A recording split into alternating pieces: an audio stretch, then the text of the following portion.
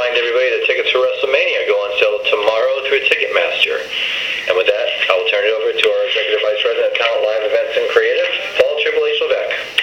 Hey everybody, thank you for joining the call today as usual. I appreciate everybody being here. I'm sure somebody will ask about it. I'll address my injury status straight up front. Had surgery a week ago yesterday.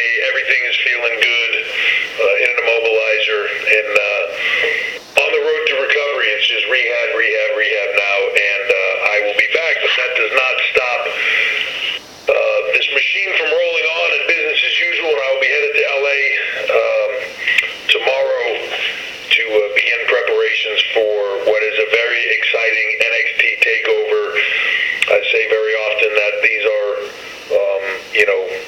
great cards, and how excited I am for them. This one is really something special. I feel like NXT TakeOver WarGames this Saturday at the Staples Center.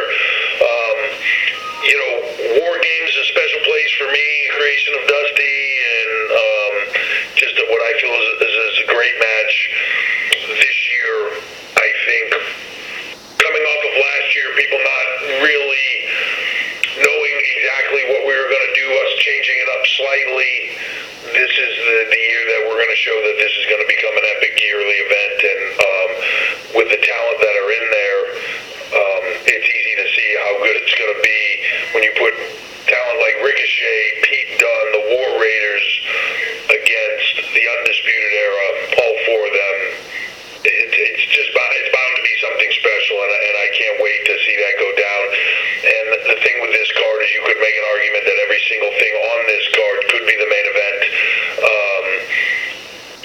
Whether it's War Games, whether it's the NXT Championship match between Velveteen Dream and Tommaso Ciampa. Velveteen Dream just... It's hard to even put a statement around how good he is at his age and how new he is, and the future incredibly bright. Tommaso Ciampa just coming into his own in the last year, just probably one of the best heels in the business, my opinion.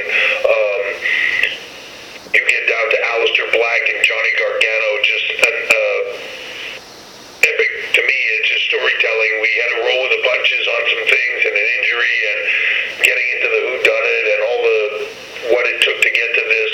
I'm really happy with how that story played out, and I feel like the momentum behind that and the anticipation for that match between those two, and given the talent that are in it, I mean, it should be incredible.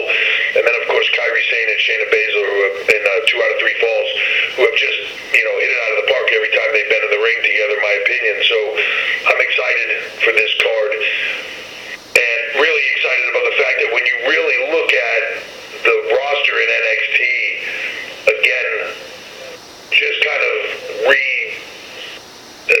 re-establishing itself, firing on all cylinders. When you look at this card and then you start to look at the fact that EC3 is not on there, that,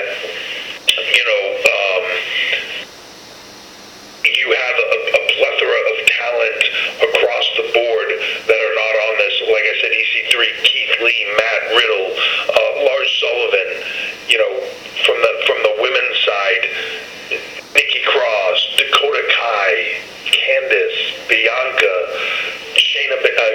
Lacey Evans. There are so many talented people right now that are coming into this and that are just lining the locker room in NXT, waiting for their chance to just knock this out of the park, and I think that's what makes us so successful.